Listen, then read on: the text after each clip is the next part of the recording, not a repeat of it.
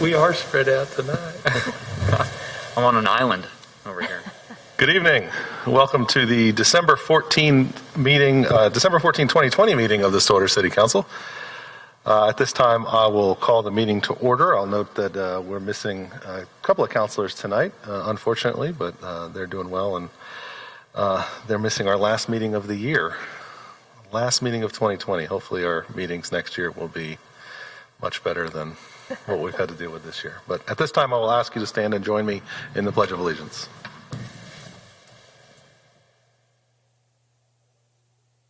Flag of the United States of America.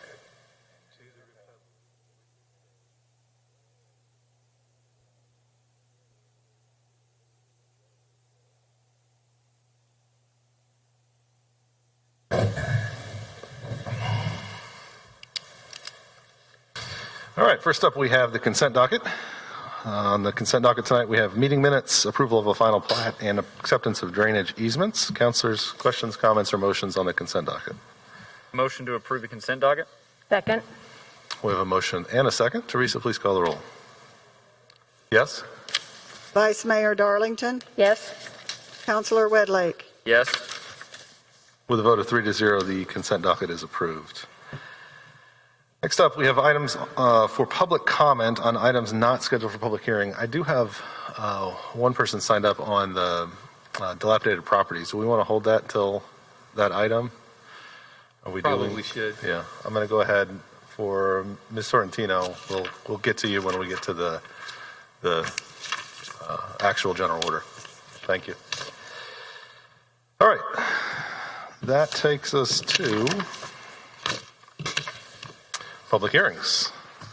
Item 6A is receive public comment regarding the request to close a utility easement at 5020 North Washington. This is CC-20-200. Mr. Dorman, did we have good notice on this item? Yes, sir. Thank you. Lance Gross is here to let us know about this item.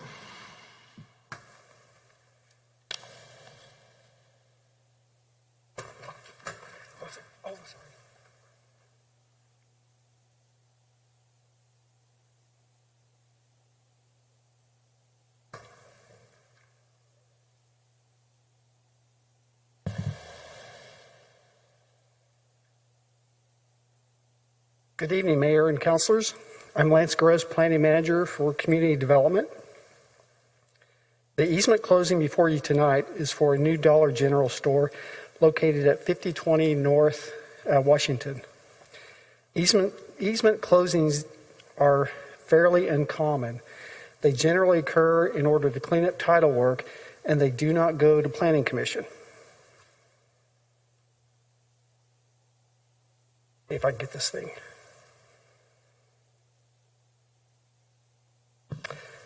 Okay, sorry about that. The hatch pattern on the subject site, the hatch pattern on the map indicates the subject site. You can see it's on the northwest corner of Richmond and Washington. The arrow indicates the easement location within the subject site. It's a 320 square feet utility easement that has no utilities within the easement. Here's a graphic description of the legal description. You can see the easement location is in the northwest corner of the property. And I'd be happy to answer any questions. Councilors, any questions for Lance? No. Thank you. At this point, I'll open the public hearing. I don't have anyone sign up to speak on this item, so I will close the public hearing and ask Lance if there is a staff recommendation on this one. Yes, the staff recommendation is to approve the closing request. Thank you, Lance. Councilors, any questions? No. There a motion? Motion to accept the staff recommendation to close the requested utility easement on 5020 North Washington Street. Second?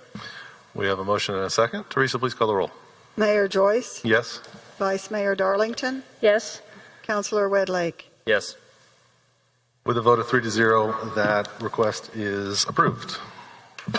Item 6B, receive public comment regarding proposed Boomer Lake Station Tax Increment Financing District, CC-20-189. Mr. Dorman, do we have good notice on this? Yes, sir. This is the second of the public hearings that you're obligated to do under the statute authorizing the creation of TIF districts. Thank you. Melissa Reams?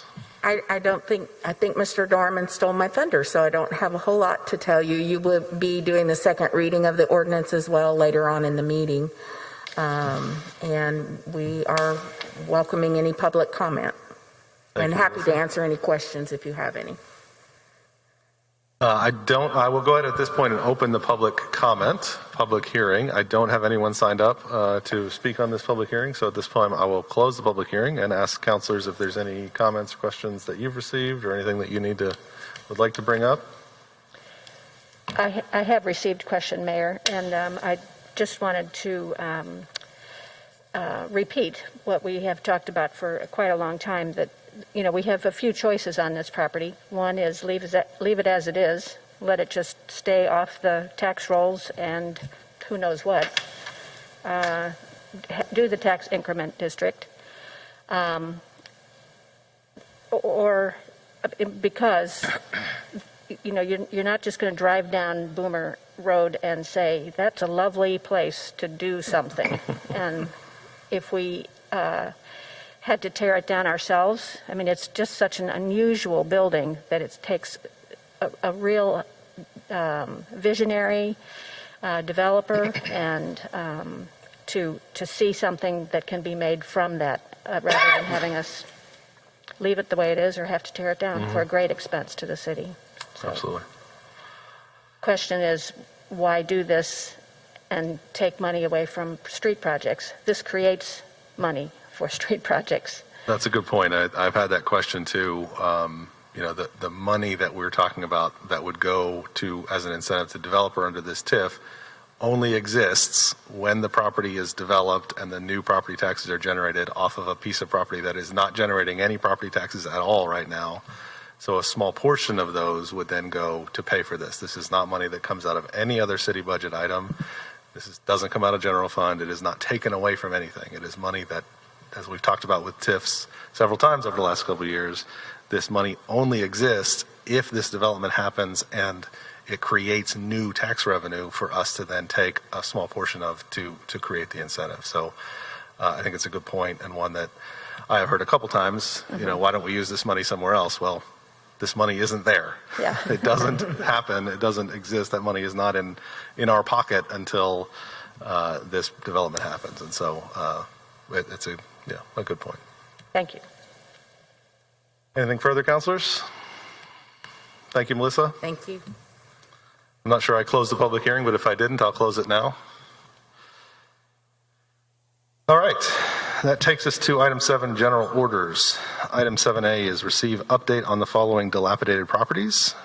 We'll cover those in just a second. Beth Ann Childs is here to run us through the list. Thank you, Mayor. My name is Beth Ann Childs. I'm special counsel retained by the City of Stillwater to handle these particular projects. With regard to these three, I'm going to take just a couple of real quick minutes to review the history. On February 24th of this year, the City Council conducted a public hearing for these three properties. We went to a lot of trouble to prepare a written official record. It accompanied the resolution, and the council made findings of the information contained therein.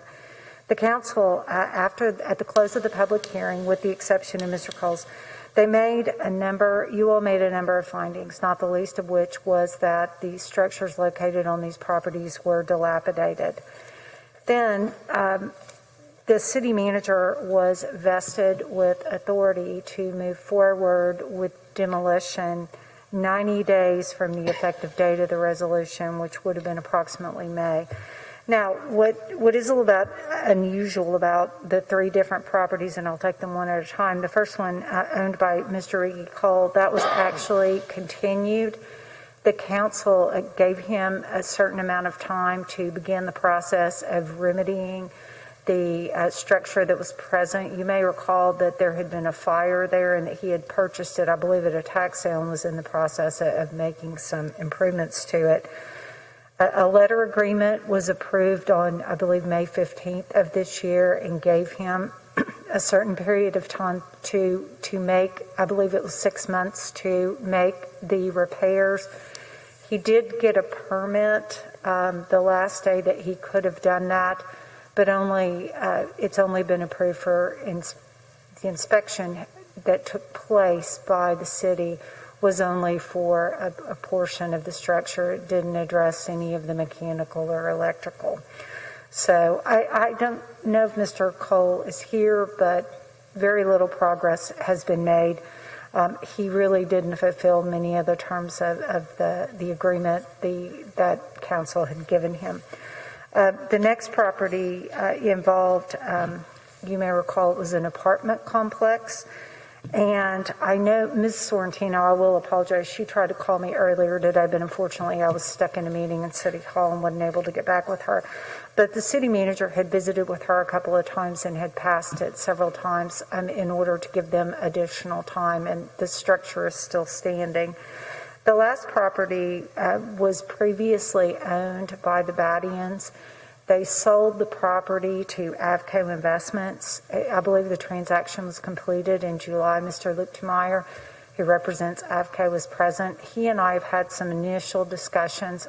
He was aware of the structure's condition when he acquired the property, but I think my feeling, at least from visiting with him, is that he wants to be very thoughtful about how those properties develop. My understanding is that he owns the properties on either side. He's not averse to tearing down the residential structure that's located to the rear, but I think that if it's possible to remediate the front structure, he would like to do that. Of course, it has been 10 months. I would recommend that you give any of these three representatives the opportunity to update you. Otherwise, under the resolutions that were previously approved, I think that the city manager has the ability to move forward with demolition. If you were so inclined to enter into a letter agreement with Avco Investments, you might consider that, simply because he has done other redevelopments in this area and he did only recently acquire the properties. I'll be happy to answer any questions if you have any. Thank you, Beth Ann. Councilors, questions on these three? I'm not sure I actually heard all the recommendation, Beth Ann. If you could just say the last section a little bit louder for me. Yes, I think my mask is in my ears. I understand. And I'm a lawyer. I talk with my hands and everything else, and so I'm hard to understand in a mask. But with the Avco Investments property, because he acquired it in July and has remediated residential structures, I believe, it could be a good partner with the council if you were so inclined. You might think about entering into a letter agreement with him with some very stringent deadlines. Mr. Cole, I believe, has been given more than sufficient opportunity to remedy this issue. It is a health, safety, and welfare issue. And, the city manager has gone way beyond even the 90 days that was originally granted by the council. I appreciate your city manager very much and the thoughtfulness with which he's handled this matter, because it is expensive. We appreciate that, but thank you. Thank you. Ms. Sorrentino, would you like to say a few words about your property?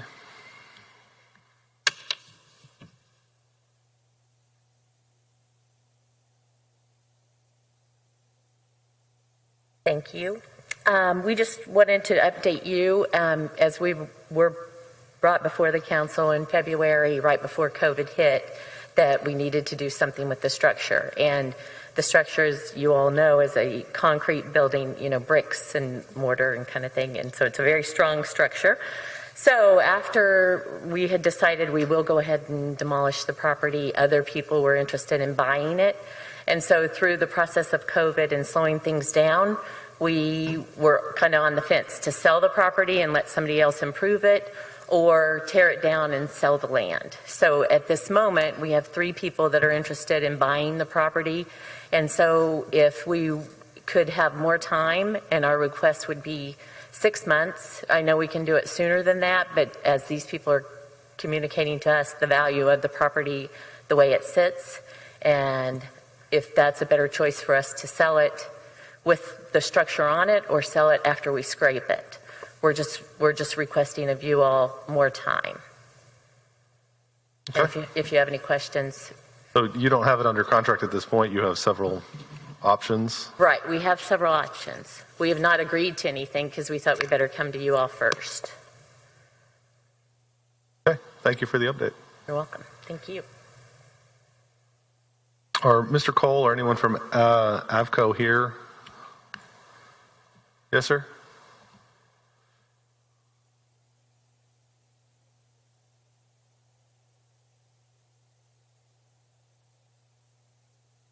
I'm David Lukemeyer with AVCO Investments. I've got the one at 116.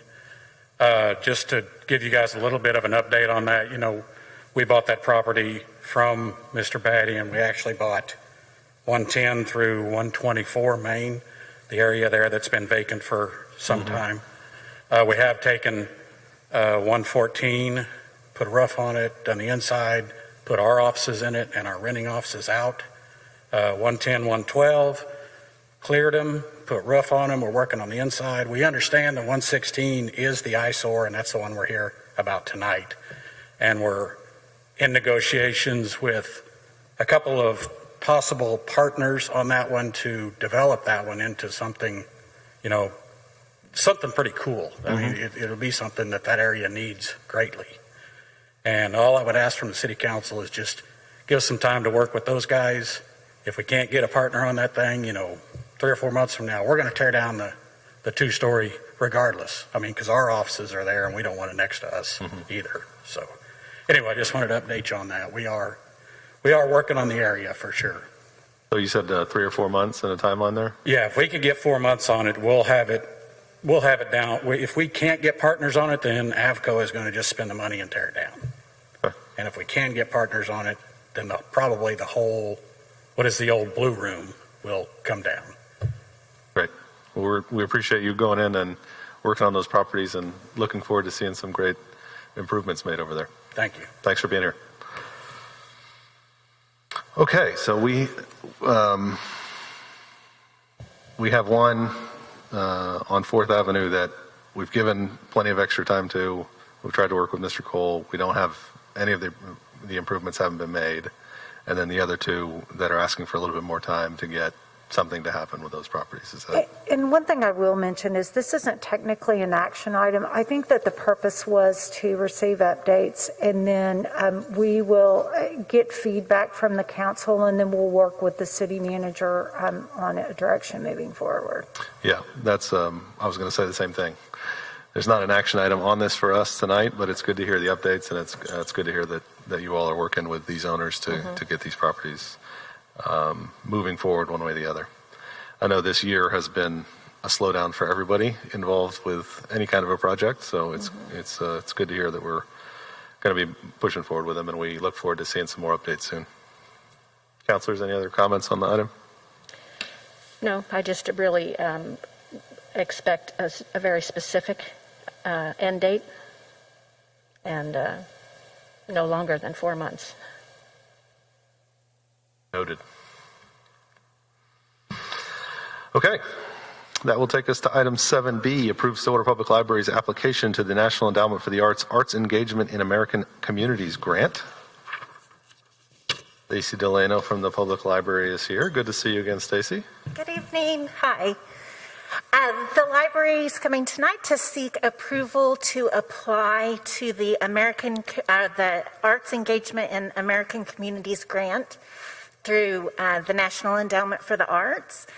This $10,000 grant would be used to provide online performances and activities from Arts Council approved performers and artists for our summer reading program.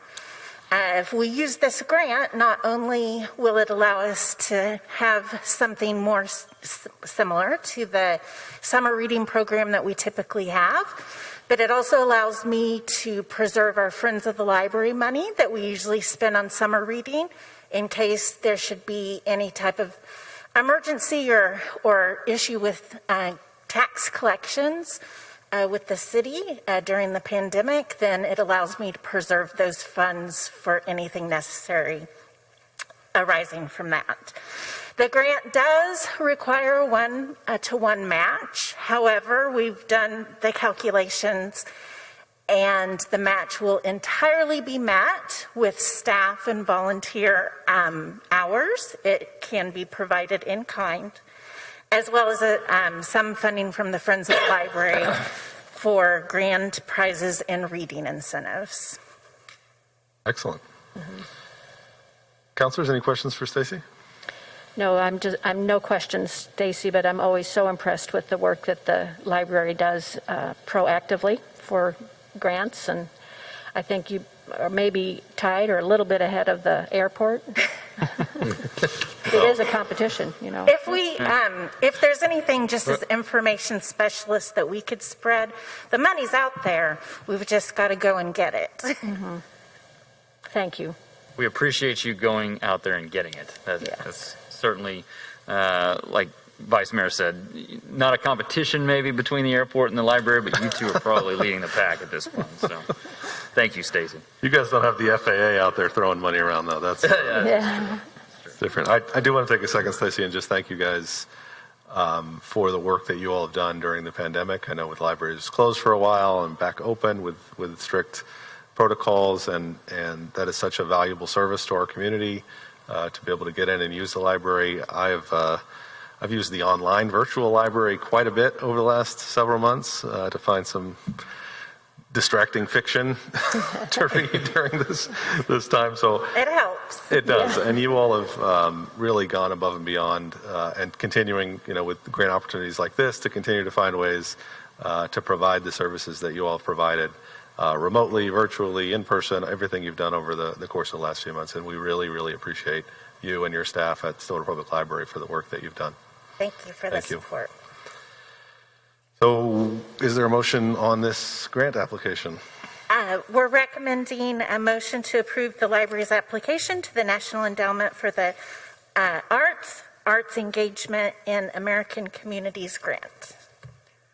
I will make a motion to accept Stacy's recommendations for going forward with the application of this grant. Second. We have a motion and a second to approve this grant application. Teresa, please call the roll. Mayor Joyce, Yes. Vice Mayor Darlington, Yes. Councilor Wedlake, Yes. With a vote of 3-0, that item is approved. Thank you so Stacy. much. Good luck. Item 7C is a quarterly projects update, part 2. This is a sequel. I think it's been a while since we had a sequel on our agenda.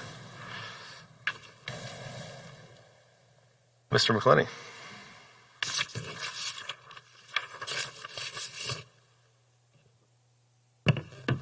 Good evening, Mayor and Council. John McClenny, Special Projects Director. Tonight we'll be doing Part 2, the sequel, Water and Wastewater. Just as a reminder to the public, since this will be a brief overview tonight, they can find more information on our project pages, where we have an interactive map, a master list of projects, and all of the financial updates for all of the city projects. We'll be talking about active projects tonight, which are completed projects, those where construction is underway or design is in progress during July, August, and September of 2020. And tonight I've got a little bit of a bonus. This is an addition to the quarterly report, and we're planning on making it a regular thing, and it's about grants. First, I want to talk about our grant consultants. We have 2 consultants working on behalf of the city since May of 2020. To date, they've submitted $976,631 in grant applications. Our city match for that would be $205,000. The projects they've submitted to date are a brownfields inventory, a grant for airport economic development, the Police Department Justice Assistance Grant, and an Assistance to Firefighters Grant. We're looking at making some grant process improvements. One of our consultants has indicated the potential for up to $18 million in grants next fiscal year that the city is eligible for. So we're going to make sure that we discuss how we're going to fund the match on those grants as we begin to apply for them. Another thing we want to do is implement a cost-benefit analysis. We want to make sure that whatever we go after fits the strategic plan for the city and determine whether it supplements an existing program or creates a new one. And if it creates a new program, is that program sustainable once the grant is no longer part of the city budget? My show decided to move forward without me.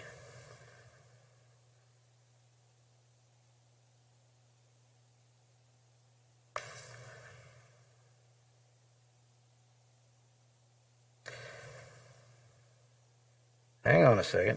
I'm not exactly sure why. Anyway, the last thing that we want to do is make sure that we improve our tracking, and we're going to give regular reporting to the council on these things because they tend to come in over time at various council meetings, and when you see the entire grant picture in aggregate, it makes it look a lot different.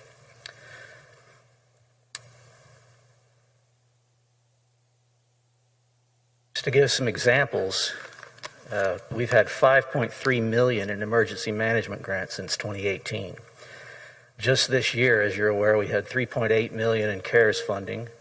The Friends of Lake McMurtry got a grant for $240,000 to do the trail at Lake McMurtry. The library has in total $147,000 in grants. There's been $8 million to the airport, and then we're anticipating a Federal Highway Administration reimbursement for $496,000 to reimburse us on the 26th Avenue Bridge. And as of 6/30/2020, this was our grant total for last fiscal year, $25.9 million in total grants. So it's a fairly significant number. And we're going to begin reporting regularly every quarter along with the quarterly projects report to council on our grant activity. If there's any questions about that, I'll try to answer those, or I'm going to move on to the next project. Councilors, any questions on the grants? Nope, but it will be exciting to hear when, the $976,000 is granted, awarded. Yeah, we're looking forward to getting some of the approvals back on those in the very near future, probably within the next 60 days or so. So you may hear about them in the next quarterly report. Right. Excellent. The next thing I'm going to talk about before I turn it over to Bill to talk about water and wastewater is just a brief update on the Advanced Metering Infrastructure Project, AMI. And that's the project that we're working on to install 20,000 electric smart meters and 18,000 water meter radios. It's going to significantly improve our ability to get information and provide information to customers on all of our electric and water. Budget for that's $8.9 million.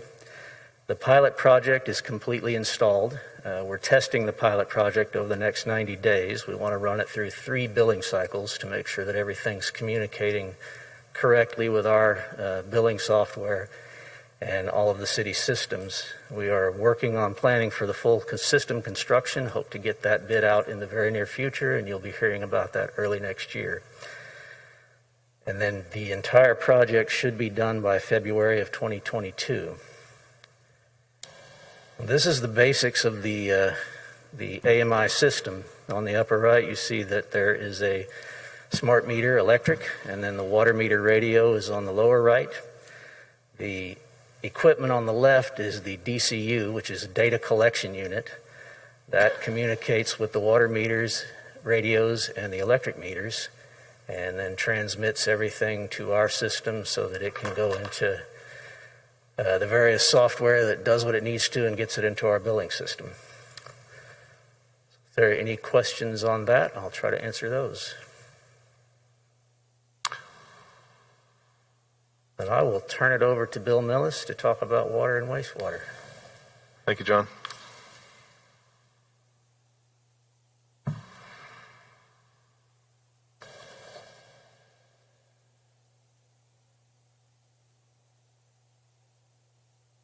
All right, thanks, John. Bill Millis, Water Utilities Engineering. First, I'd like to talk about recently completed projects. The first one is the hospital area water line replacement. And besides replacing a lot of deteriorated water line that also improved redundancy and fire flow in the areas just south of Stillwater Medical Center.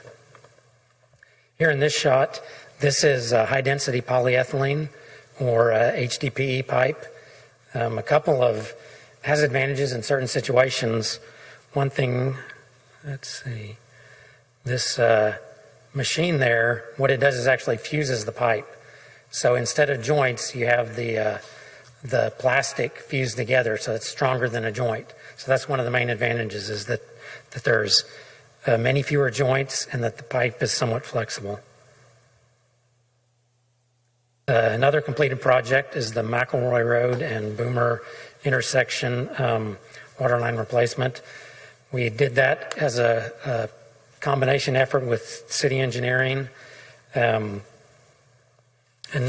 normally with 2 or 3 goals when we do that on this combined projects is clear any specific conflicts if a water line or a sewer line is going to be in the way of the road project, but also to look ahead and think, we don't want a water line that's going to last 5 to 10 years underneath a 40-year pavement.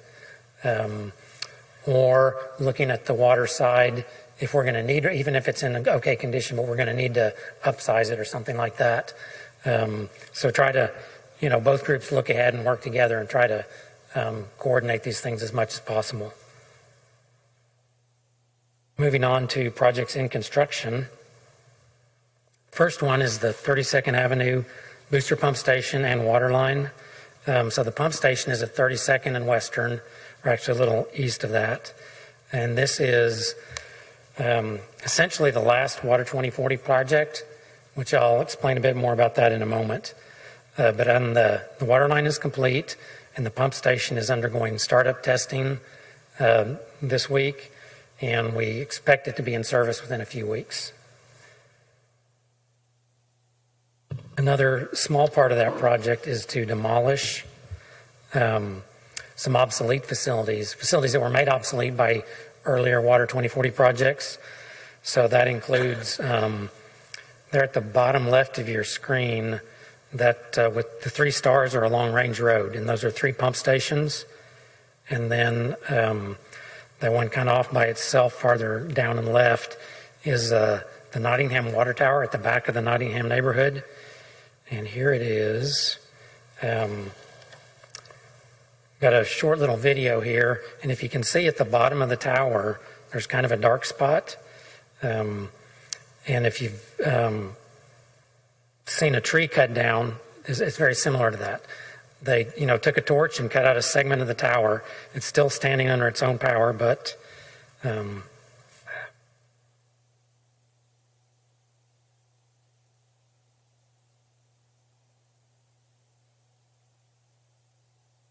it's going.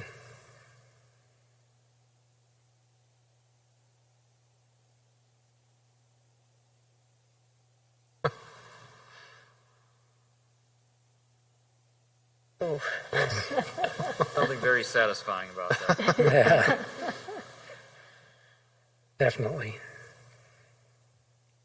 Okay, so here is a Water 2040 map, which we've seen a number of times and talked about, various stages through this program.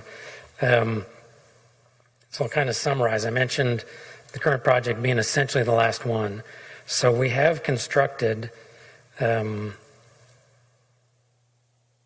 start, can you see my cursor? Well, I'll start at, say, 6th and Country Club. We built a pump station and 2 miles of 24-inch water line. From 19th and Range, a pump station and 1.5 miles of 12-inch water line. There at roughly 44th and Country Club, a new 1 million-gallon water tower, another 1 million-gallon water tower along McElroy, adjacent to OSU's water tower. Along from, say, 32nd and Western, 2 miles of 18-inch water line. And then the project I've told you about tonight, the pump station at 32nd and Western, roughly, and 3 miles of 18-inch water line.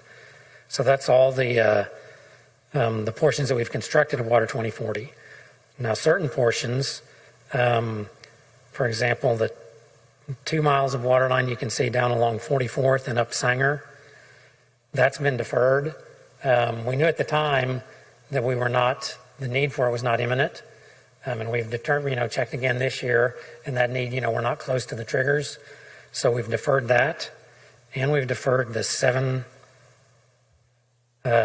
miles of parallel line from the water treatment plant south to 6th and Pioneer, because for the same reason that won't be needed in that case, it's probably 5 to 10 years.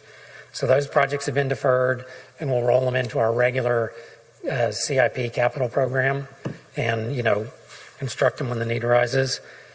The last project I want to mention is the replacement of the finished water pump station at the water treatment plant.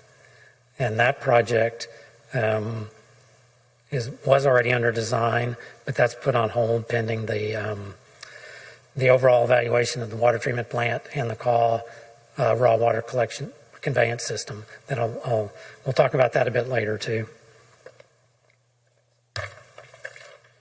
If no questions there, I will move on to the next project. Lance, how long has Water 2040 been a discussion topic at these meetings? Since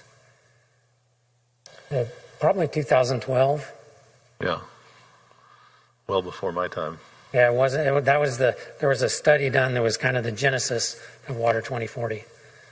Got to feel somewhat nice to get towards the end of that project. Oh, definitely rewarding to see. I mean, the difference we've made in the service we currently provide, but also setting up the system, the south and west part of the system for the future growth that, quite honestly, we weren't in a position we weren't prepared for that. I think it's also just a testament to the complexity of infrastructure projects like this. We're talking about 8 years of planning and design and construction and $70-some million to put all that stuff in place. This is not stuff that comes easily or that you can just decide in one meeting. This is something we need to do. It takes a lot of work and planning by staff and a consistent approach from council to make these things happen over a number of years, and we certainly appreciate the work that you guys have done there. Yes, well, thank you. Still on projects in construction. This is the North Perkins Road water line. The water line's all in place, and they're currently making the last tie-ins. And to kind of give you a snapshot of how this project, not just this project, but projects in a congested area like the Perkins corridor, we had 12 locations to move the water line, and only 2 or 3 of those were built according to plan. Because in all the other cases, either some other utility was not where they thought it was, or there was a surprise utility, or for various reasons, you just once you dig it up, things are seldom like you planned it. It's still, I don't know why, surprising to me, but I think most of us who aren't in this business like you guys are think, is there not like a map somewhere that shows exactly where all these lines are? But I mean, we've had this conversation several times, and I see Monty back there nodding his head. I mean, it's a lot of this stuff built over many years by different companies in different places, and it's not as easy as it sounds, right? I mean, I think it's sometimes surprising, but it's not easy. I think anybody that's ever remodeled a house can attest to that. A house is one thing, city's exponentially more complex, so. Yep. So we had some areas that had multiple outages as we had encountered these surprises and came up with solutions. But I got to tell you that, that the customers up there have been very patient with us, and we surely appreciate that. You can tell in the photo on the left that we asked the contractor to do some of the cut-ins and outages at night to minimize the disruption, because there we've got commercial customers, residential customers, and industrial customers. And so for some places, there is no good time to shut the water off. The next project is Hunter's Ridge. We went from a mile long, very congested, to probably 400 feet in a a nice, well spaced out, almost rural neighborhood.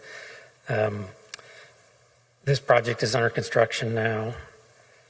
Next is 4th and Hester. That's in the area of the new high-rise apartments and the Performing Arts Center for OSU.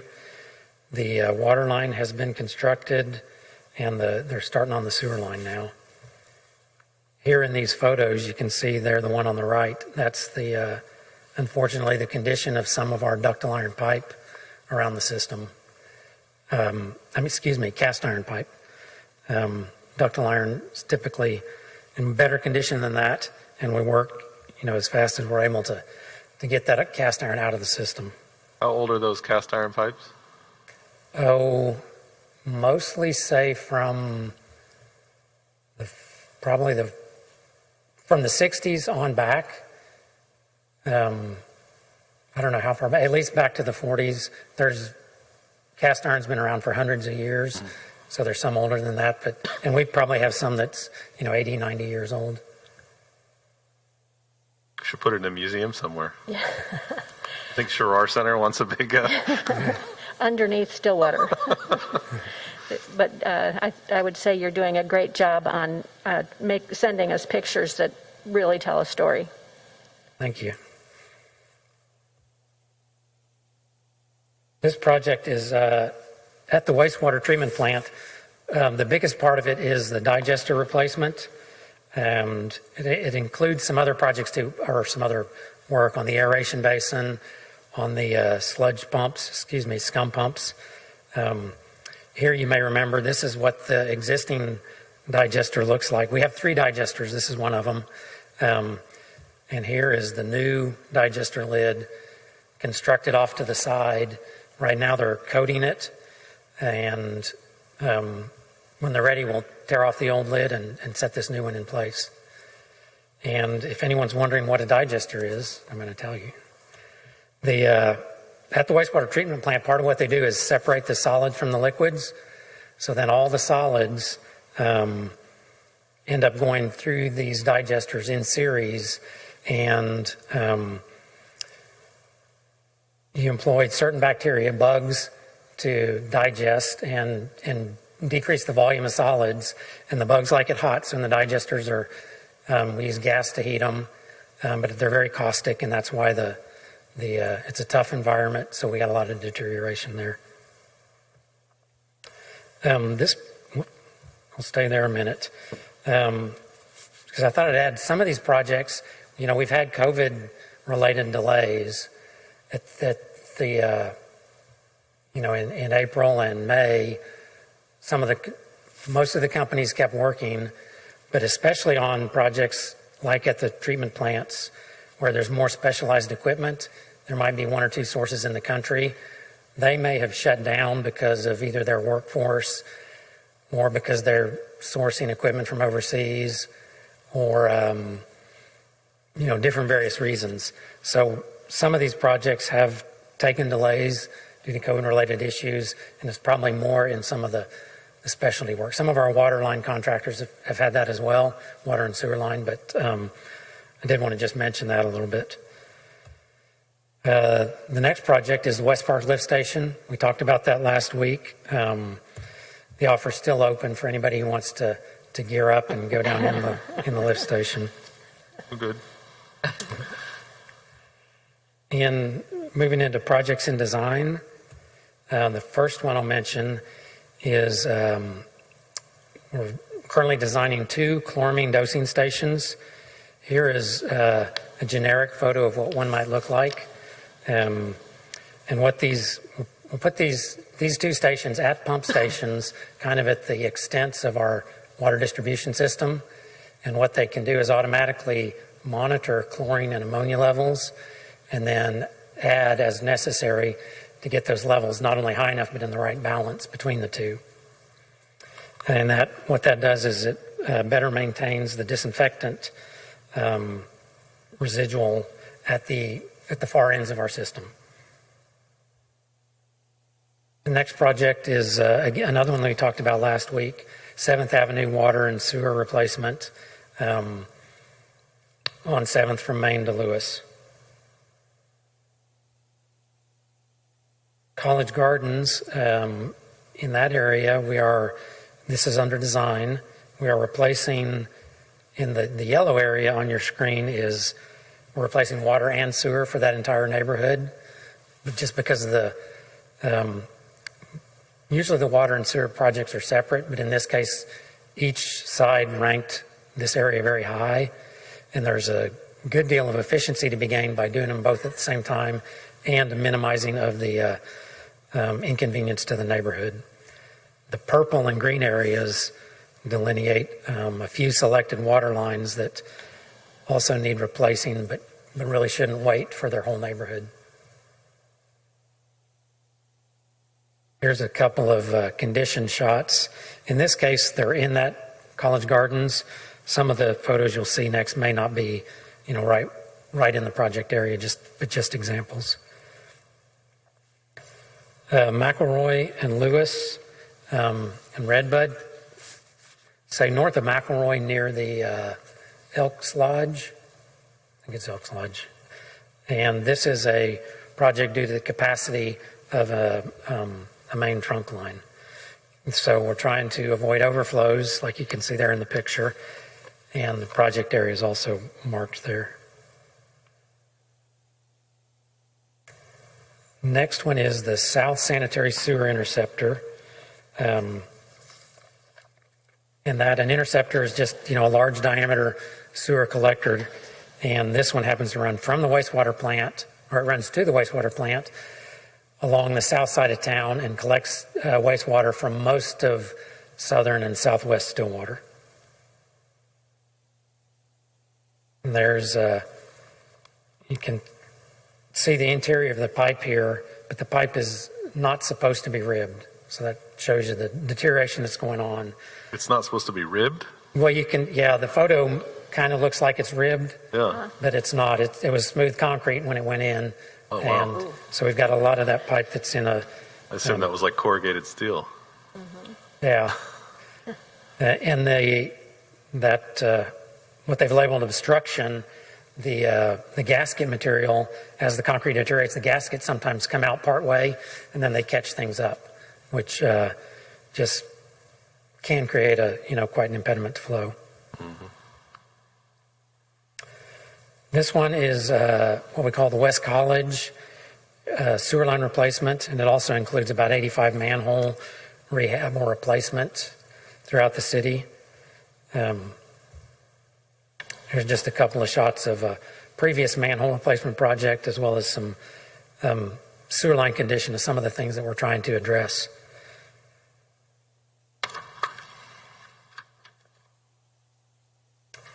Moving on to the water treatment plant.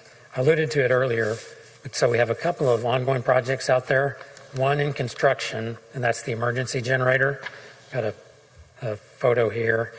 They are setting part of the switch gear and the electrical equipment. The kind of looks like a cargo car, the white thing in back with the round thing on top. That's the generator. The generator is inside that. That housing protects it from the weather and dampens the noise, and it's got a huge diesel fuel tank at the bottom of it. So that project is nearing completion. Another one that's been delayed somewhat by COVID, but should complete first quarter of next year. And a residuals project, which is just now under study and design to kind of the foreground in this picture is the lagoons, where all the blowdown water and solids from the treatment processes are collected. And so that whole system of storage and pumping the water back and getting rid of the solids, we need to evaluate, and we will need to design some improvements. The other, a number of other projects at the water treatment plant are on hold pending the what we talked about in September, the looking forward at the coming up with a comprehensive plan for water treatment for the next 50 years, as well as raw water conveyance. And, we're soliciting designers and construction managers at risk. And when we're ready to move forward with that, we'll come back and talk further about it. I would, as I open it up to questions, also would like to offer, and I know I can speak for Thomas Novotny here, if y'all, individually or as a group wanted to tour the water plant or the wastewater plant, to see some of these projects in action or to get a feel for the plant, as we'll be talking about it a lot, in the coming months, I'd like to just make that offer. And then just open it up to questions. We don't have to go in any manholes during that, do we? Not required. Councilors, questions? I don't have any specific questions, but certainly, again, appreciate these updates. This is a great way to kind of refresh things, at least in my mind, of things we've talked about through the preceding months, maybe even the preceding years. And I would urge anybody that, we get questions all the time about why aren't you spending money here, or why aren't you focusing on this? And there's a lot of stuff that goes sight unseen as far as capital projects go, and I would urge anybody to review that presentation, because there's certainly a lot of moving parts here, and things that may go, like I said, unseen. It maybe is not as visible as streets, for example, but there certainly is a lot of stuff that goes into city planning. So appreciate that review, Bill, and it, like I said, certainly refreshes things in my mind, and I think it's good for the citizens as well. So Thank you. Appreciate your hard work. Thank you. Thank you all for taking the time. Thank you, Bill. I love the pictures.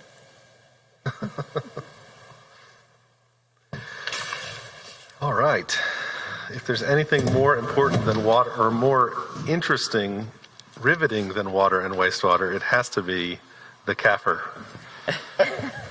So we will move to item 7D, which is accept the audit committee recommendation to approve the city's comprehensive annual financial report, otherwise known as CAFR, for the fiscal year ended June 30th, 2020. Christy Cluck. Good evening. Christy Cluck, Finance Director.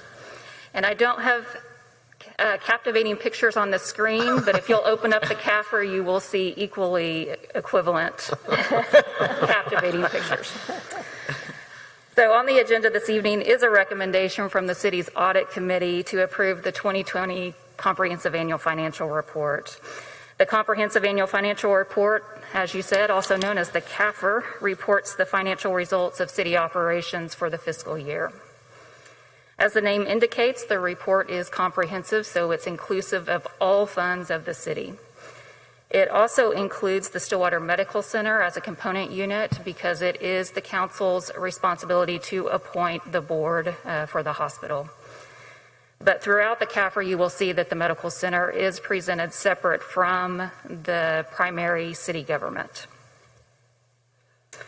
The CAFR has been audited by our external audit firm, BT & Co., out of Topeka, Kansas. An unmodified opinion was rendered on the report, which is the best type of opinion that we can receive on our financial report. That opinion letter can be found on pages 15 through 17. A separate report on internal controls can be found on pages 130 through 131. And in that report, no deficiencies or material weaknesses were identified during the course of the audit. Also in your packet is an auditor communication letter addressed to the council, and it identifies the responsibilities of both the audit firm and of city management, any difficulties encountered during the course of the audit, any significant transactions contained in the financial report, and also any estimates used in the preparation of the financial report. There were no unusual or significant items noted in that communication letter.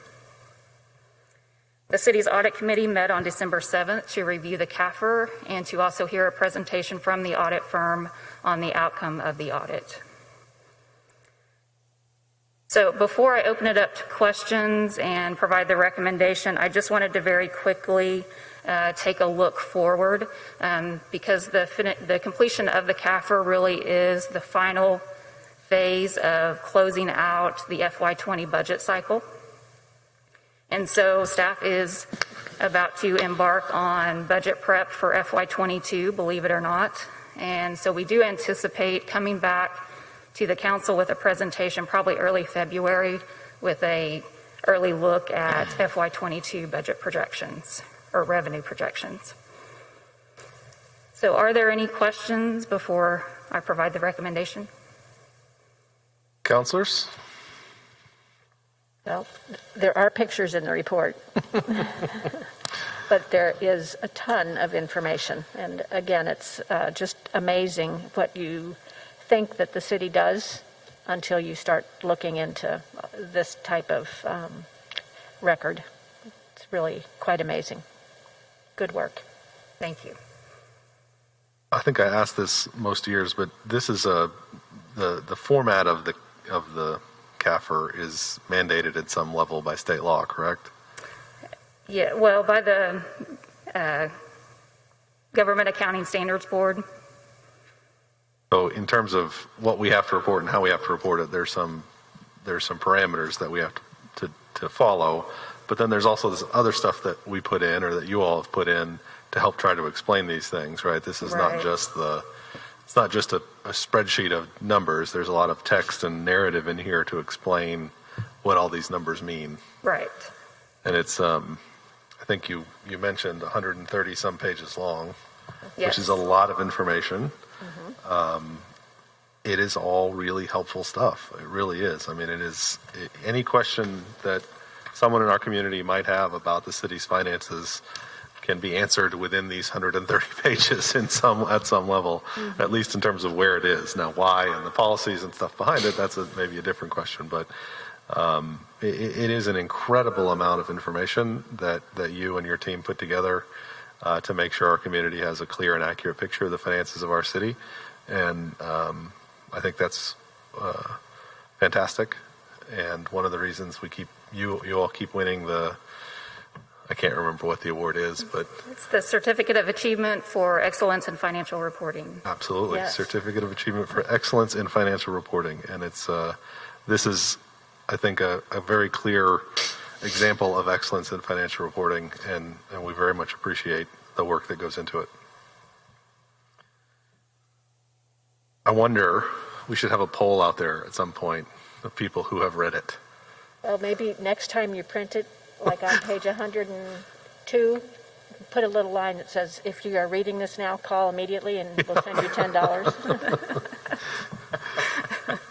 That's a good idea. It's joking aside, it really is a wealth of information. Anybody who's interested in city finances or the operation of the city really should take a look. And Mayor, I'd just like to brag on Christy and her crew a little bit in that it is remarkable in everything that we do. There are no exceptions, no suggestions, no abnormalities, nothing. You got a complete review of every budget we have, and I think one's still pending. But I expect it to be the same, and absolutely no conclusions from the audit that there was any abnormality. And it's pretty remarkable as much as we do. And for the 38th year in a row? Yes, 38 consecutive years we've received that Certificate of Achievement. Well deserved. What is your recommendation for us tonight, Christy? So it's actually the Audit Committee's recommendation that the City Council approve the 2020 Comprehensive Annual Financial Report. Councilors? Okay. Motion to accept staff Audit Committee's recommendation to approve the city's comprehensive annual finance report for the fiscal year ended June 30th, 2020. Second. We have a motion and a second to accept the Audit Committee recommendation. Teresa, please call the roll. Mayor Joyce, Yes? Vice Mayor Darlington, Yes? Councilor Wedlake. Yes. With a vote of 3-0, the CAFR is approved. I would also add in our appreciation for the Audit Committee themselves, Yes. who are separate from staff, who are folks who volunteer their time to be on that committee and to review all of this information and speak with the auditors and provide an extra layer of citizen input to the process. And their service is invaluable as well. Thank you, Christy. I'm actually up next as well. Oh, so, you are? I was wondering why you're still standing there. All right, well, let's jump down to item 7E, approve budget amendments to close out the following completed projects. And I'm going to let you describe those to us. All right. So last month, the council heard a presentation on the status of airport and transportation projects. And this evening, you have already heard the update on water and wastewater projects. So at this time, there are 4 capital projects that have been completed and have a budget balance remaining. And so those 4 projects are the Runway 422 rehab project, the Runway 422 lighting improvements, the sealing of the 422 taxiway, and the OSBI office expansion in the police department. So in order to completely close these projects out and get them off the books, staff does request that the remaining funds be returned to fund balance through approval of a budget amendment. And by taking this action, the dollars will become available for future appropriation. And that is just over $36,000 back to the city capital fund and just over $343,000 back to the airport fund, correct? Correct, yes. It's nice to see those return money back to the capital funds. Councilors, questions on this item or motions? Nope. Motion to approve budget amendments to close out the projects listed in the report and return any unused balances to the fund balance. Second. We have a motion and a second to approve these budget amendments. Teresa, please call the roll. Mayor Joyce, Yes? Vice Mayor Darlington, Yes. Councilor Wedlake. Yes. With a vote of 3-0, those budget amendments are approved. Item 7F is approve a request to retain $4.1 million or so of transferred sewer utilities funds in the general fund and to appropriate as Ms. Christy Cluck will explain to us. Yes, so during the presentation of the FY21 first quarter financial report in October, staff talked in detail about the fund balance of the general fund. So we talked about how the general fund relies on the annual transfer from the SUA to meet its expenditure levels. And we also talked about how the SUA transfer policy governs that transfer. And it does stipulate that excess funds transferred from the SUA to the general fund must be returned to the SUA at the conclusion of the annual audit, unless the SUA trustees take any alternative action. So the audit is now concluded, and we do show that an excess transfer of just over $5 million remains. And that number can actually be found on page 31 of the CAFR. So in October, the council and trustees took action to retain $850,000 of that excess transfer in the general fund to fund a small business grant program and also to fund the Everyman redevelopment agreement. The excess transfer that remains in the general fund is $4.2 million. So staff is recommending that we retain the $4.2 million in the general fund and appropriate $2.1 million to a general fund contingency account to fund COVID-19 related programs and to satisfy COVID-19 related needs. And those could be things such as unanticipated overtime because of staff being out and other staff having to cover shifts. Could fund additional PPE purchases as necessary, or it could offset any declines that we continue to see in revenues. So this amount represents the balance of the CARES Act reimbursement that was recorded in FY20. And I want to kind of take a side note here for just a minute. And overall, we've received about $3.9 million in CARES Act funding, but that does span 2 fiscal years. And so that's why that may be a little bit confusing just with the numbers that I gave. So in FY20, we recorded $2.6 million in CARES reimbursement, and the remaining 1.3 has been recorded in FY21. And you will hear a presentation later this evening that has a recommendation on appropriating the 1.3 recorded in 21. The remaining balance of $2.1 million in excess transfers is requested to be transferred to the City Capital Fund to be used for future capital projects. Are there any questions? Councilors?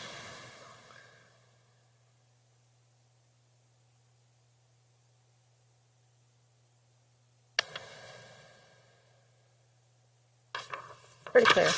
Christy, would the 2.1 or just under 2.1 retained for COVID-19 impacts is the $500,000 that we've already appropriated to the small business grant program? Would that Yeah, be put in that's money? been taken off of the 2.6 million. Oh, okay. Yeah. Okay. And we don't have a specific identification of where that capital fund money would go, just to the general capital Right, fund it would fund. just remain in fund balance of the capital fund. As John McClenny spoke to earlier, we're looking at applying for, over $18 million in grants that would require some sort of match. We could use that to fund those capital grants. Okay. We've already started working on the capital improvement plan update. There's over $30 million on that list over the course of the next 5 years. So just a drop in the bucket, really. Just a drop in the bucket, yes. All right. So what is the staff recommendation on this item, Christy? So the motion before you is to approve budget amendments to appropriate $2.1 million as general fund contingency and to transfer $2.1 million from the general fund into the city capital fund to fund future capital projects pending action by the SUA trustees to approve resolution SUA 2020-11, which authorizes the retention of the excess transfer by the general fund. Thank you. Councilors? Motion to approve the staff recommendation to approve the budget amendments for the specific purposes outlined in this report, pending action by the SUA trustees to approve the appropriate resolution and authorizing retention of excess transfer by the general fund. Second. We have a motion and a second on these budget amendments. Teresa, can you please call the roll? Mayor Joyce, Yes? Vice Mayor Darlington, Yes? Councilor Wedlake. Yes. With a vote of 3-0, those budget amendments are approved. Thank you, Christy. Item 7G is authorized expenditure of an additional $17,000 from previous appropriated funds to close out agreements with EST and LBR for services provided on Phase 3 completion of the taxiway and North Apron projects at Stillwater Regional Airport. Mr. Carnes. Good evening, Mayor and council members. Monty Carnes, the Director of Engineering, City of Stillwater. Previously, on the Phase 3 of the 1735 taxiway, you've approved EST to provide inspection and material testing services and have set a limit on the expenditure. That project has gone a little longer than was anticipated. We also found some delayed billings that exceeds their authorized limit by $9,694.92. Additionally, because of several issues and the extended delay, the engineering firm LBR had additional expense in the construction administration of that project. You'll recall we moved it from one contractor to another. There's additional grant coordination expenses involved with that, and their additional cost is partially offset by a reduction in some of their services from testing and construction administrative services. But they still exceed their authorization by $6,222 and I guess 80 cents.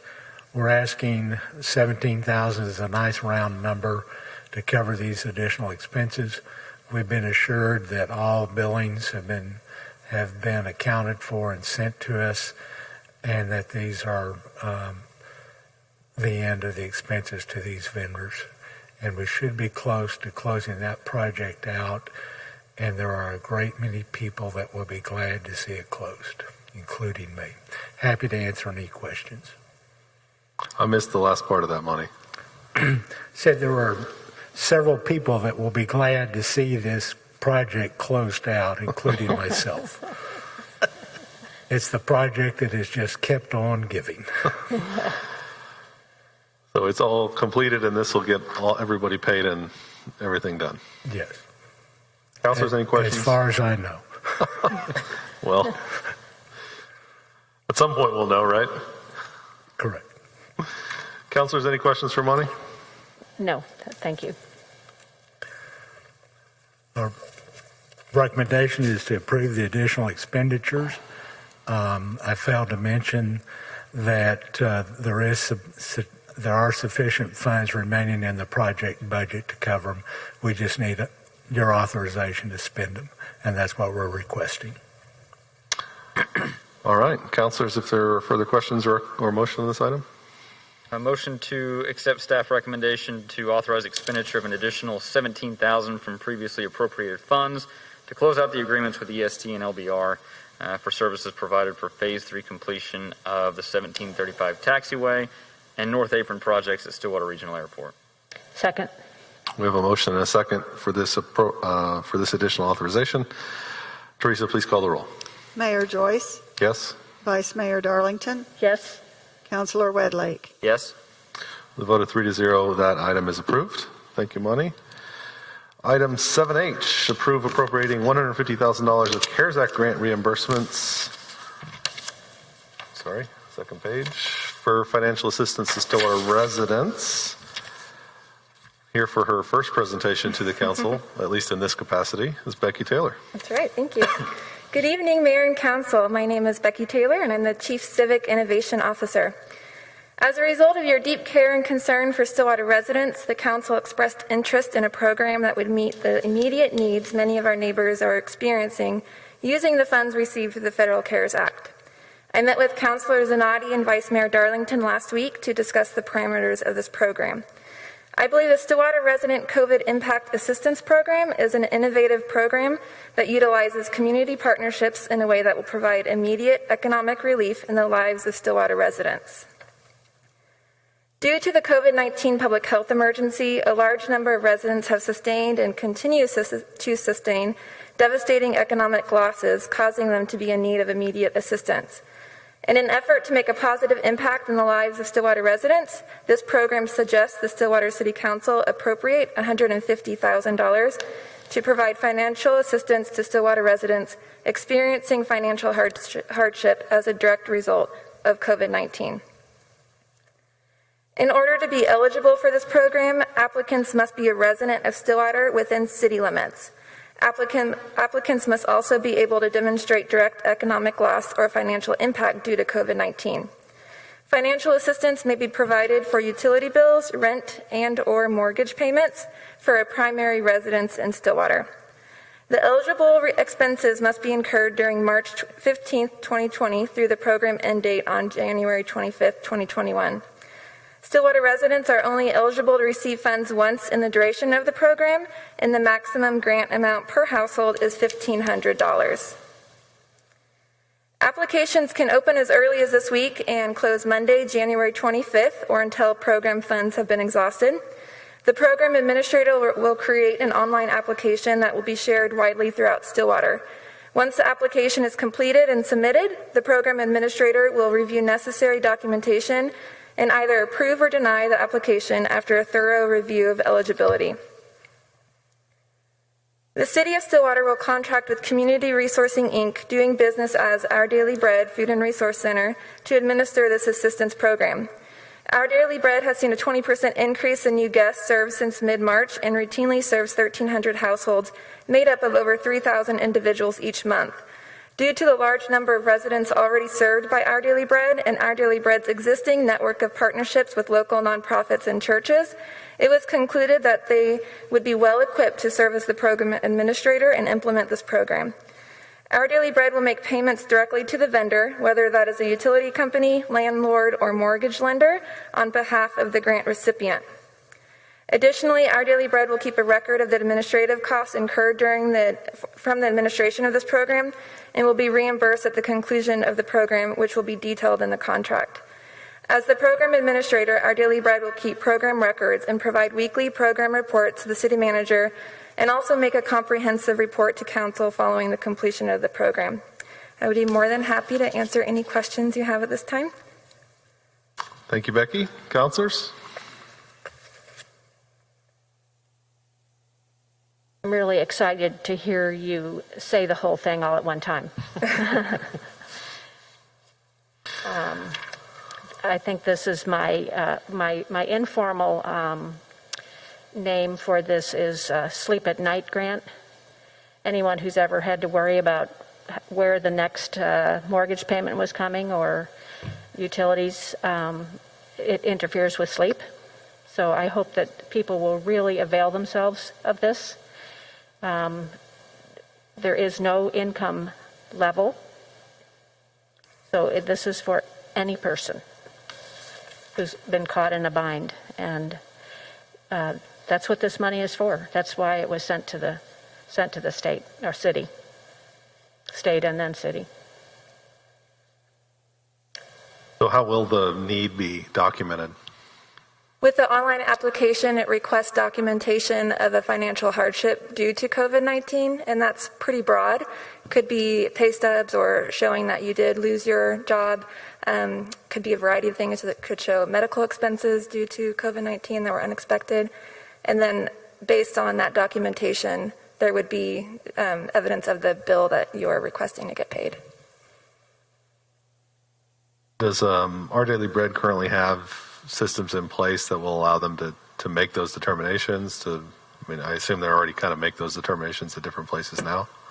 They do not currently offer utility assistance. This would be a new program. It would be short-term based on the parameters of this program, but they have a program in place already where they're dealing with a lot of guests on a daily basis and they record it. One of the items that came up last week, Mayor, was that this money could be taxable. And so if it's over $599 or $600 or more, it requires a 1099, and Our Daily Bread will track that and manage that. Yes. But Our Daily Bread is going to be making the payments directly to the vendors, correct? Right. So the city would be granting the money to Our Daily Bread for this purpose. This doesn't really push the conversation along, but out of curiosity, if Our Daily Bread makes the payments directly to the vendor, are you still obligated to 1099 somebody at the end of the year? Mm-hmm. I think that if I recall correctly, Becky, that would be made both to the person and the vendor. It's be payable to both. It's made on behalf of the individual to the vendor, but on behalf of the individual. Yeah, but Our Daily Bread would be the one to actually transfer those funds or pay the invoice. Yes. Yeah.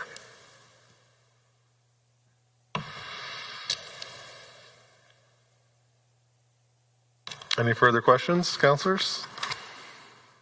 Is the 150 total grant at this point, is that determined by something in general, or we just think that's about how much we think we can give out between now and the middle of January, or?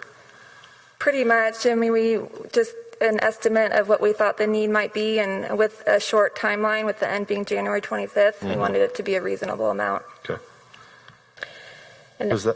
Does all of the processing have to be done by that date, or do just the applications have to be in by that date? Do we know? The program ends on that date. I'm assuming, I'm not entirely sure, but Our Daily Bread is hoping to have all checks made by that day as well. Obviously, it hasn't been implemented yet, so there may be some. That's a lot of money to get processed through and out the door in the next, 5 weeks, basically, right? Mm-hmm. It's a big job. I'm glad that they're willing to do it. They are. It's clearly a need in our community, and like Vice Mayor Darlington said, this is what the CARES money is for, so certainly makes a lot of sense for us to figure a way to get it in the hands of the people who need it most. Mm-hmm. So do you have a recommendation for us tonight? I do. Staff recommends approving the appropriation of $150,000 of CARES Act grant reimbursement funds, totaling $1.3 million, to provide financial assistance to Stillwater residents experiencing financial hardship as a direct result of COVID-19, and the remainder of the funds to the general fund for future COVID-19 impacts and related programs, and to approve the associated budget amendments. A resolution is later on the agenda for approval to authorize the creation of the Stillwater Resident COVID Impact Assistance Program and to authorize the city manager to enter into a contract with Our Daily Bread. So we're moving 1.3 million into the general fund to hedge against this totally, and 150 out of that would be given to this program. That's what this means. Okay. All right, councilors. I forgot whose turn it is, John. Motion to approve staff recommendations. Second. Took the easy way out on that one. We do have a motion and a second to approve staff's recommendation regarding the appropriation of $150,000 of CARES Act fund out of 1.3, or in addition, or I guess of 1.3 total million to the COVID Impact Assistance Program. Teresa, please call the roll. Mayor Joyce, Yes. Vice Mayor Darlington, Yes. Councilor Wedlake. Yes.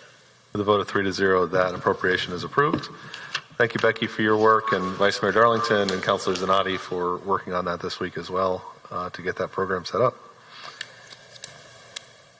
Right.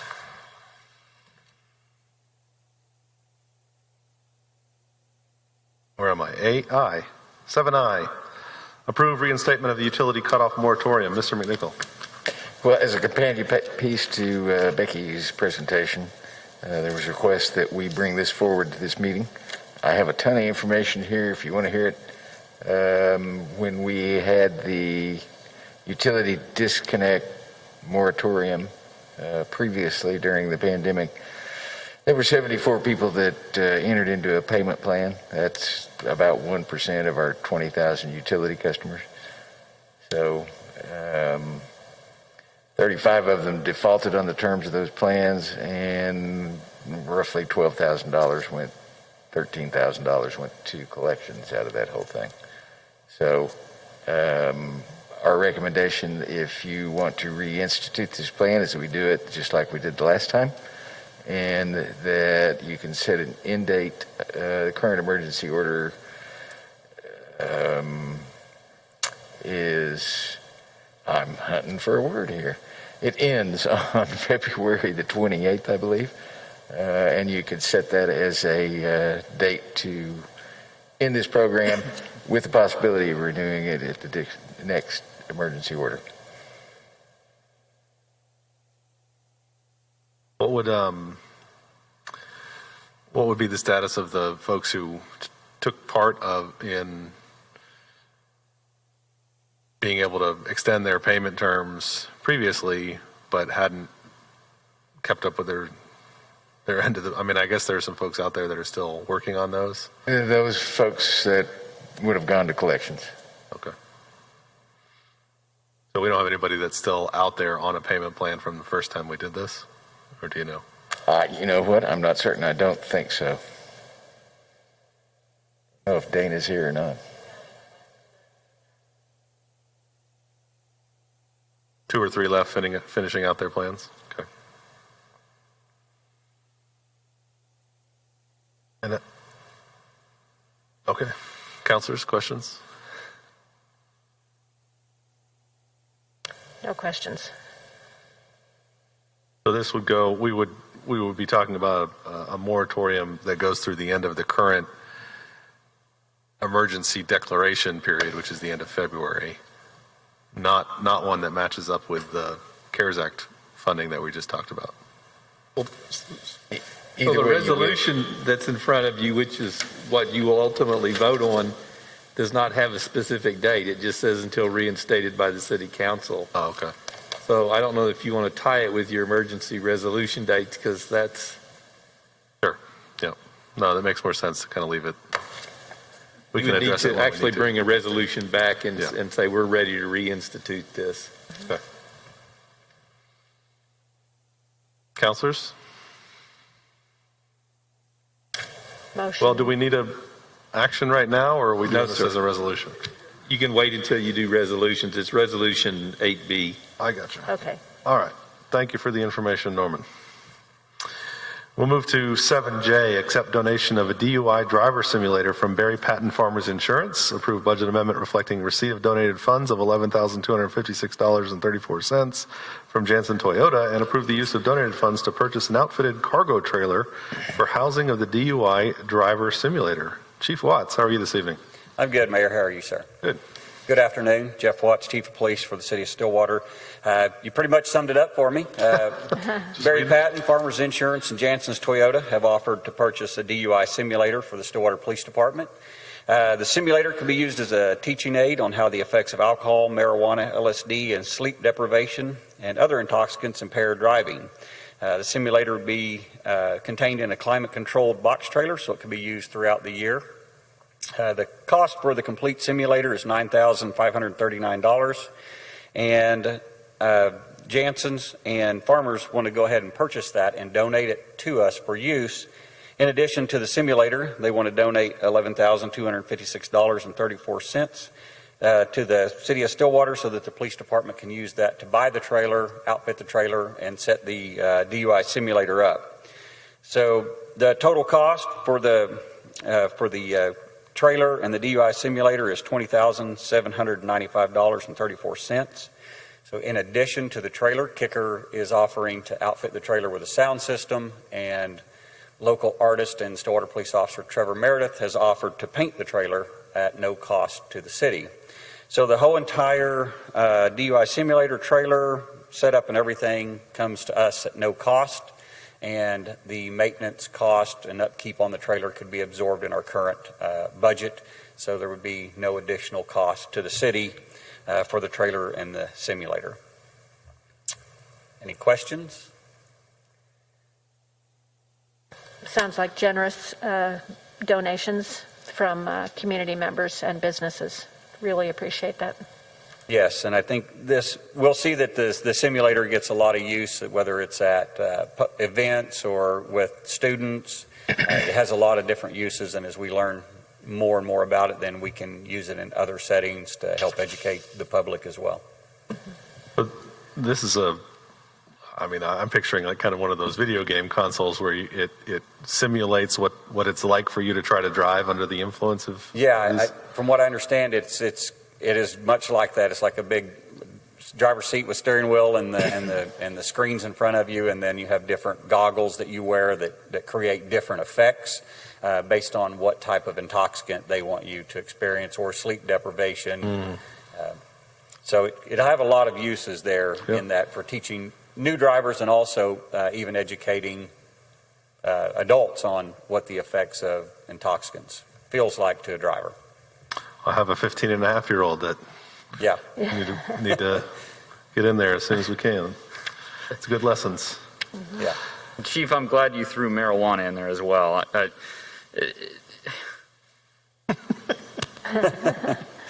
have patients come into my clinic all the time stating that marijuana does nothing to them and that they're perfectly fine to drive or operate heavy machinery while under the influence of marijuana. It's a discussion that I have daily at this point. So glad that that's thrown in there, because there certainly is some cognitive side effect to that intoxicant as well. So it's my PSA for the day. I'll step down for a minute, but we appreciate that. And I certainly appreciate the donation from Barry Patton and from Janssen and the work from Kicker and city staff. So what a generous donation in a difficult time. So yes, absolutely. We're very grateful for the offer. Great. So my recommendations: approve receipt of the simulator from Farmers and Janssen's, and then also approve receipt of the donation of $11,256.34, and approve the use of the donated funds to purchase the outfitted cargo trailer for housing of the simulator. Counselors? Motion to accept the staff recommendation. Second.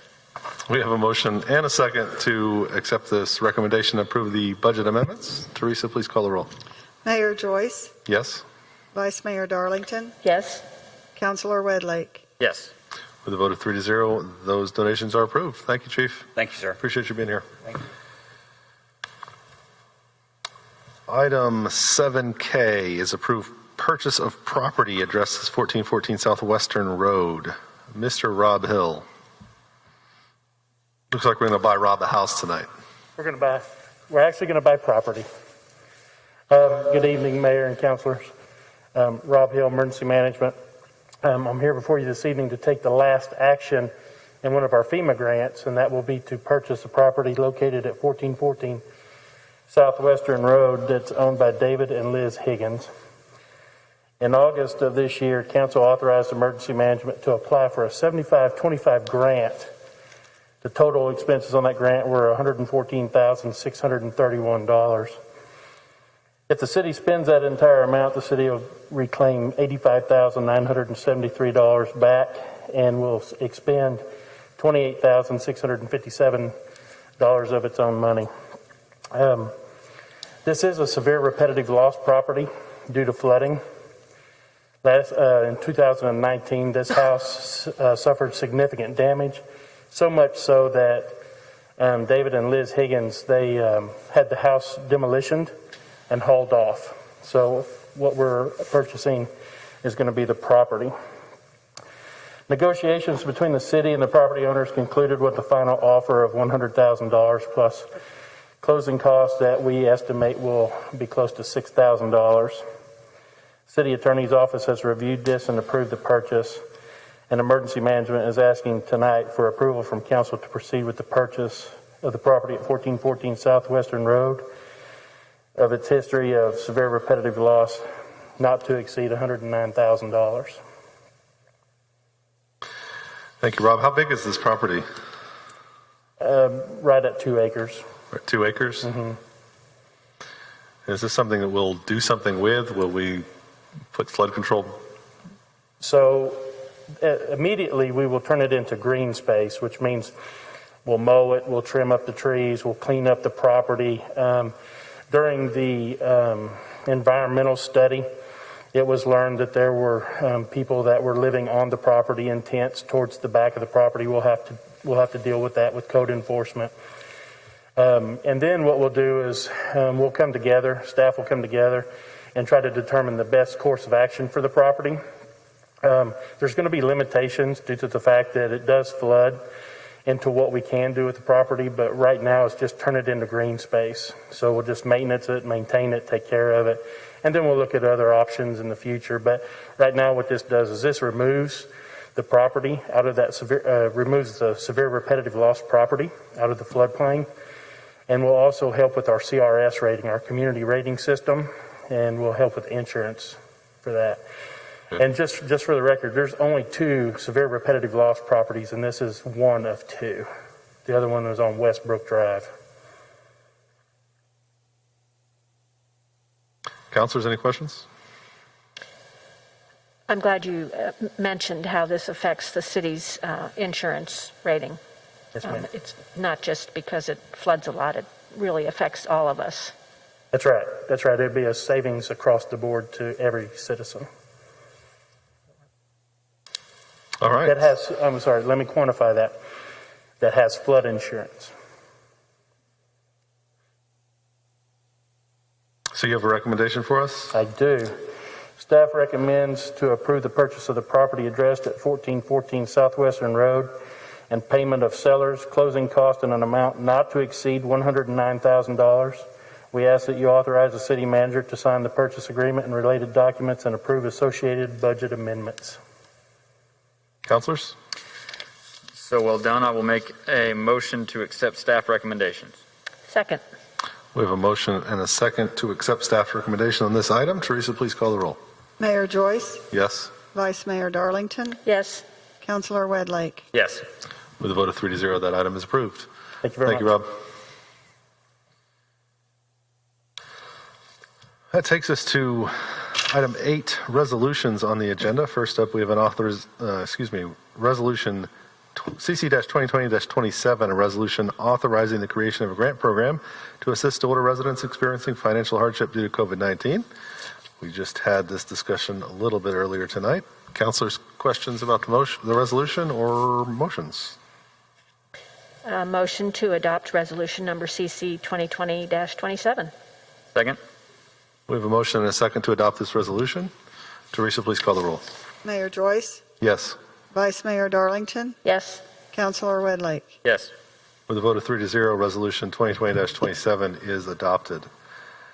Resolution CC-2020-28 is a resolution suspending disconnection of city SUA provided utility services for non-payment. Also just previously discussed. Councilors? Motion to adopt resolution CC 2020-28. Second. We have a motion and a second to adopt this resolution. Teresa, please call the roll. Mayor Joyce, Yes. Vice Mayor Darlington, Yes. Councilor Wedlake. Yes. With a vote of 3-0, resolution CC-2020-28 is adopted. Item 9 is ordinances. On first read, we have ordinance 3467, an ordinance rezoning property addressed as 815, 817, and 823 North Jefferson Street and 924 West McElroy Road from RT two-family residential district to RTM two-family and multifamily residential district. This is the ordinance related to an agenda item from our last meeting. Councilors, questions or a motion? Motion to advance ordinance 3467, second reading. Second.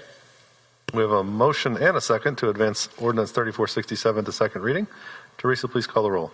Mayor Joyce, Yes. Vice Mayor Darlington, Yes. Councilor Wedlake. Yes. With a vote of 3-0, ordinance 3467 is advanced to second reading. On second reading, we have ordinance 3465, an ordinance approving and adopting the Boomer Lake Station project plan pursuant to the Oklahoma Local Development Act, designating and adopting project area and increment district boundaries, establishing a date for the creation of increment district 4, City of Stillwater, identifying and establishing increment district number 5, City of Stillwater, deferring its activation date, adopting certain findings, authorizing the City of Stillwater to carry out and administer the project plan, establishing a tax apportionment fund, declaring apportioned funds to be special funds of the City of Stillwater or the Stillwater Economic Development Authority, authorizing the use of increment revenues for the financing or payment of certain project costs, authorizing the Stillwater Economic Development Authority to carry out certain provisions of the project plan, ratifying and confirming the actions, recommendations, and findings of the Review Committee and the Stillwater Planning Commission, directing continuing apportionment, and providing for severability.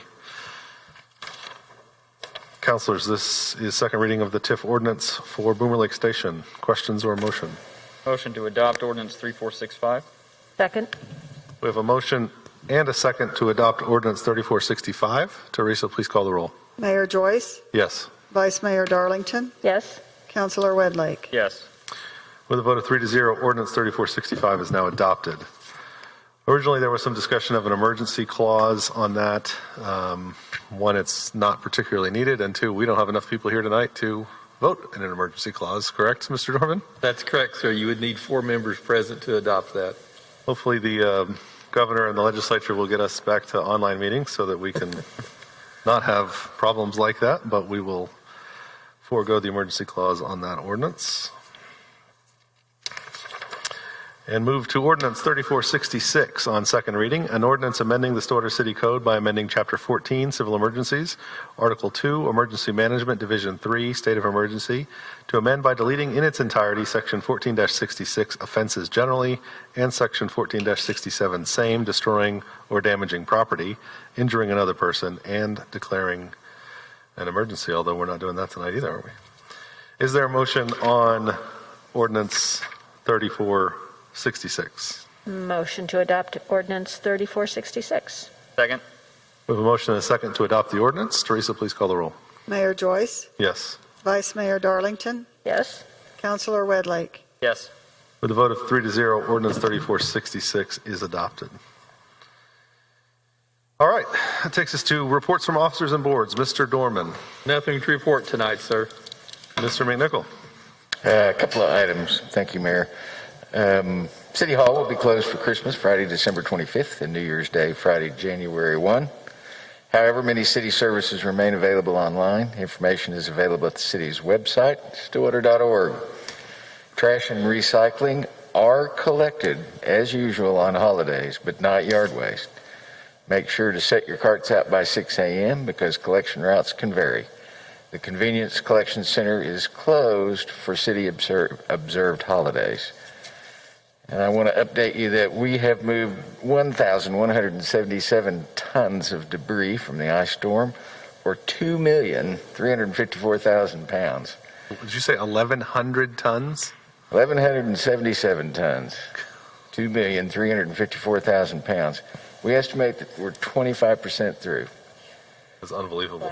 We have 3 crews working until 3 o'clock in the afternoon because where we're hauling this stuff closes at 3 o'clock in the afternoon. I'm just asking for citizens to be patient because it takes a lot of time with that kind of volume. So we're working on it as fast as we can. And finally, on a somber note, I would ask that people, Captain Randy Blake, the Stillwater Fire Department, has been fighting the effects of COVID for about 5 weeks now. He continues in that fight.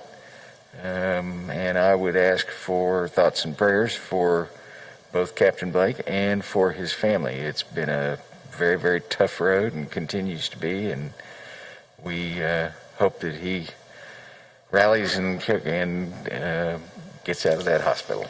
Absolutely. Thank you, Norman. I would note, by the way, that my neighborhood still hasn't had its limbs picked up, so it's not being done on any sort of favoritism sort of basis. For those that have asked me. I did get a note. I wasn't outside today, but someone said the west side of Husband Street had been picked up. Oh, good. Yep. That's 1,100 tons so far is unbelievable. Yeah, it sure is. Vice Mayor, do you have additional announcements? I do. It is important to look for every piece of cheer in this season. Some extra holiday cheer is available this weekend. Check out the drive-through light display at Lights on the Lake. This fun, free event is being held at the East Recreation Area at Lake McMurtry on December 17th and 18th from 5 to 9. If you check out the Lake McMurtry Friends Facebook page, there's more information there. That sounds like a fun time. It does sound like a fun time. You should go down Main Street, though, on the way out. Yes. We, Main Street, by the way, the light show at Chris Salmon Plaza, if you park there on the street and watch and listen on the radio, and my family and I picked up a pizza the other night and sat and watched the show and had a little picnic in our car. It was quite nice, and that sounds like we'll do that and then go out to Lake McMurtry on Thursday. Sounds like a great idea. Councilor Wedlake. Yes, sir. Speaking of joy and Merry Main Street, Saturday, December 19th will be the last day to take advantage of the free carriage rides downtown. This service is available for couples and families as part of the Merry Main Street activities. Carriage rides will run from 3 p.m. to 9 p.m. And as a reminder, be sure you shop local while you're there. Might I suggest some hot chocolate, some thick coats, maybe a pizza, as the mayor said. But that ends on Saturday, so take advantage of that while you can. Thank you, sir. I will add that if you're a Stillwater resident who lives outside of the corporate city limits, now is the time to consider signing a rural fire service contract. The $100 contract ensures that emergency response fees will not exceed $2,000, and all contract fees collected are used to purchase tools for rescue and other fire equipment. You can find an application at stillwater.org or call the Stillwater Fire Department. All right. I feel like I had something else I was going to say. I think you're going to. Oh, we got vaccines today in Oklahoma. That's right. That was very exciting news. Just a huge, huge first step, I think, in kind of the getting back to normal process with this. The governor, the administration, everyone who's been involved in helping develop vaccines. Really, I think I saw today we're basically 9 months to the day from when pandemic was declared, and the development of a vaccine in that time is really unprecedented, I think, and so everyone who's worked on that, and now the folks working on distribution. I know the Payne County Health Department and the Oklahoma Health Department are working very much on getting vaccine distributed throughout the state. according to the state's phased plan. So it's really exciting to see that the first local vaccines were administered in Oklahoma City today. Stillwater Medical Center personnel will be getting theirs sometime this week, as far as I know, and it will continue from there. We don't have, it's not something the city is in control of in terms of how the vaccine gets distributed, but the State Department of Health and Payne County Health Department will be working on that very much over the next several months. Mayor, I think it is very exciting to have this news. And I think I would be tempted to be very like, wow, this is over. It's going to be a while. It is. It's going to be a good long while. So please continue to wear your mask. Keep social gatherings to a limit. Your distance, your hand washing. Did I mention wear your mask? Wear your mask appropriately, please. Yeah, I think it's absolutely true. I think it's fitting that today as well, the governor's new executive order came out that he spoke about last week, but it limits indoor social gatherings to 50% of capacity. I think excluded houses of worship from that, but that would certainly be a good idea for any house of worship or anybody else to limit the amount of people gathering indoors, especially. That's part of the governor's order. Also with youth sports, limitations there of 50% of capacity or four spectators per participant.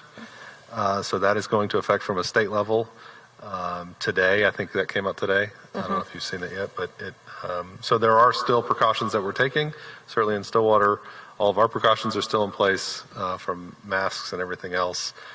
So it is a good first step that we're seeing vaccines starting to distribute, but it is by no means the last step. It's by no means the all clear at this point. So we're looking forward to seeing that distribution continue, but please, please, please continue, as Vice Mayor said, to take all the precautions you can. Our hospital numbers today that were published were 0 COVID beds available, either in the ICU or in their COVID unit, and only, I think, 17 total hospital beds available.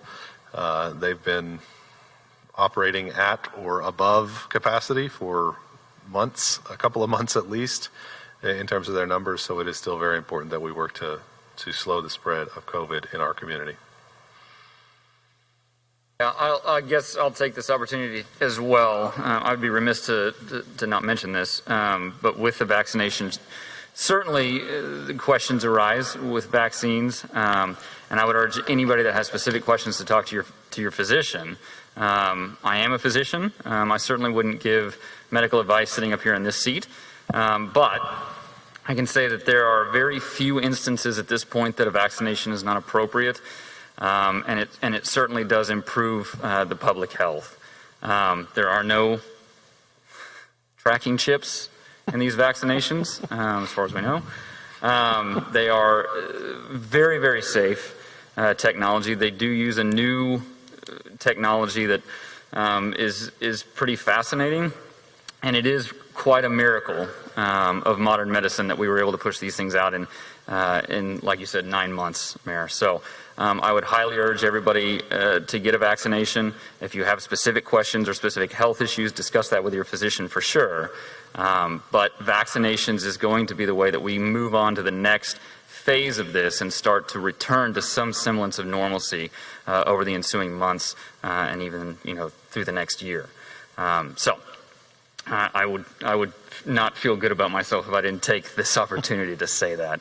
Get vaccinated. If you have specific questions, talk to your doctor. Absolutely. All right. Anything further? Is there a motion to adjourn the City Council meeting? Motion to adjourn. Second. We have a motion and a second. Teresa, please call the roll. Vice Mayor? Yes. Sorry. Mayor Joyce? Yes. Vice Mayor Darlington? Councilor Wedlake? Yes. I think that was a vote of 3-0 to adjourn the City Council meeting. All right. We will move on to the Stillwater Utilities Authority meeting for December 14th. I'll call the meeting to order. Consent docket includes meeting minutes from our last meeting. Is there a motion? Motion to approve the consent docket. Second. We have a motion and a second to approve the consent docket. Teresa, please call the roll. Chair Joyce, Yes. Vice Chair Darlington, Yes. Trustee Wedlake. Yes. With a vote of 3-0, the consent docket is approved. Under resolutions, we have Resolution SUA-2020-11, resolution authorizing the City of Stillwater's general fund to retain the sum of $4,179,679 transferred from the Stillwater Utilities Authority to be appropriated for specific projects. We discussed this in the City Council meeting. This is the SUA's approval to keep that money in city funds. Is there a motion? Motion to adopt resolution number SUA 2020-11. Second. We have a motion and a second. Teresa, please call the roll. Chair Joyce, Yes. Vice Chair Darlington, Yes. Trustee Wedlake. Yes. With a vote of 3-0, resolution SUA-2020-11 is approved. Resolution SUA 2020-12 is a resolution suspending the disconnection of city and SUA provided utility services for non-payment. Trustees? Resolution to adopt. Motion to adopt resolution number SUA 2020-12. Second. We have a motion and a second. Teresa, please call the roll. Chair Joyce, Yes. Vice Chair Darlington, Yes. Trustee Wedlake. Yes. With a vote of 3-0, resolution SUA-2020-12 is adopted. Reports from officers and boards. Mr. Dorman. Nothing to report, sir. Mr. McNichol.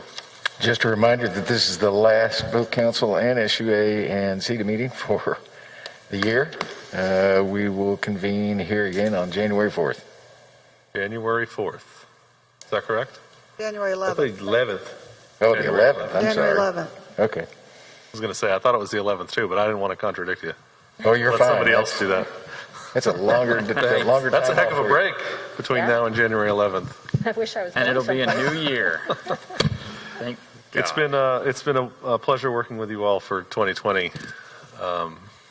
Sort of. Well, I wouldn't have wanted to work with anyone else. We wish you all happy holidays, Merry Christmas, and a Happy New Year from the Stillwater City Council. And at this, wait, we haven't adjourned this meeting yet, have we? Mm-mm. We should vote on that. Is there a motion? Motion to adjourn. Second. We have a motion and a second to adjourn this SUA meeting. Teresa, please call the vote. Chair Joyce, Yes. Vice Chair Darlington, Yes. Trustee Wedlake. Yes. With a vote of 3-0, the SUA is now adjourned. And now I'll say happy holidays, Merry Christmas, and Happy New Year to everyone. We're adjourned.